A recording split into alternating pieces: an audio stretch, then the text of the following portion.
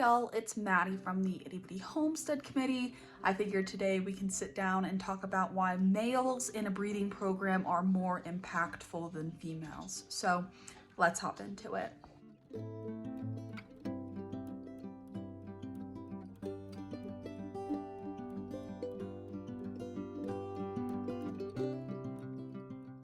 When starting a breeding program or looking at getting a new animal for your breeding program, a lot of times what you're going to want to look at is getting a buck into the program more than a doe. And I know a lot of people, they're always looking for does when they're buying for new prospects. But if you hear me out for a second, it's way better for both your pocket and for your program if you can find a nice buck.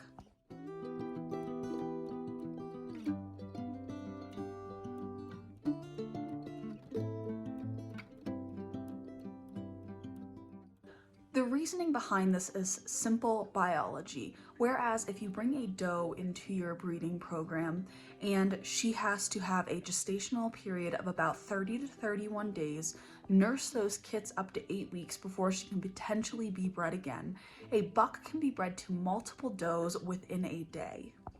This is quite literally a numbers game. In the time frame that your doe has a single litter, your buck can have an extensive amount of litters comparatively depending on the amount of does that you have. So a buck can sire 5, 6, 7, 8 litters, providing you better quality kits than a single doe in that time frame.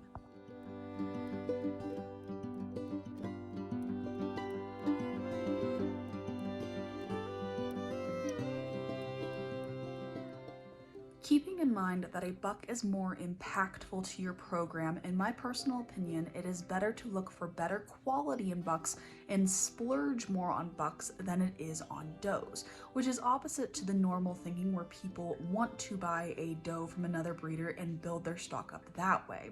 In my opinion, if you get a couple of really nice does, you breed them to your buck, you have a better quality daughter, continue rebreeding it to that original buck, you can increase the quality of your does through your litters by line breeding.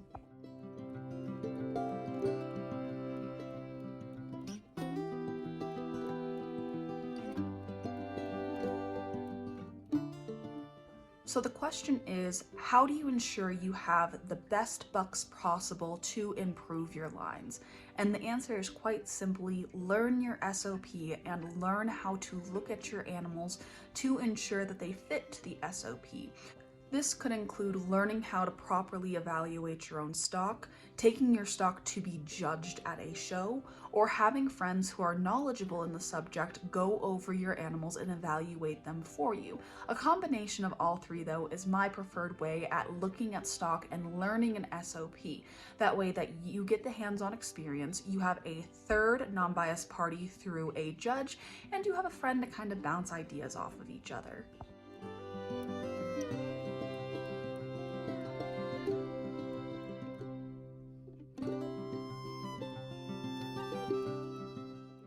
If you hop on the ARBA site, they have about the ARBA and you can look at recognized breeds. From there, you can scroll down to your preferred breed and you can either go straight to find a breeder, and it will bring up all of the breeders in an area. You can look them up by breeds, you can look them up by name, rabbitry, or you can look them up by state. Something I really like about the ARBA site is that a lot of these breeders have their websites linked directly to the ARBA site, and you can pull them up and look through their breeder sites. And some of these sites are like magnificent, they're very well put together, and then others look like they're from the early 90s, and either way, I just love it. With that being said, not all breeders are necessarily registered on the ARBA site through their barn. So if you're looking for something specific, like a certain breed, I would suggest going on to the breed's website.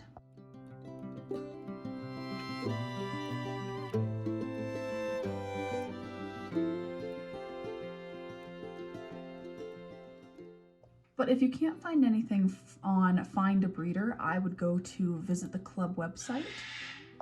And when you you visit the club website, normally if you scroll to the bottom of the club, they have a contact, and you can email that contact with questions, or you can contact them through Facebook or other sites. Each breed club kind of has its own way of how it sets up its website, but most of them are extremely easy to navigate and communicate with. The ARBA has some really great resources when it comes to finding out about certain rabbits or breeders or getting connected with people who can help you.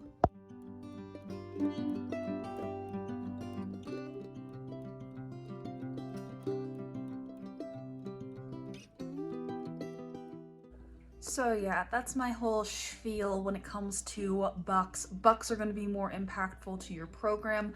I am much harsher on bucks than I am does, and that's just because of the impact that they can have.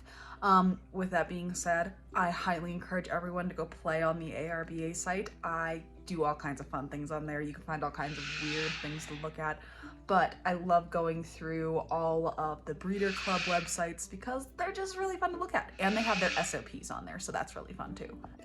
Anyway, that's all I have for y'all. I hope y'all are staying warm and safe and that you are just enjoying this brand new year we are in, but I will see y'all in the next one. Bye.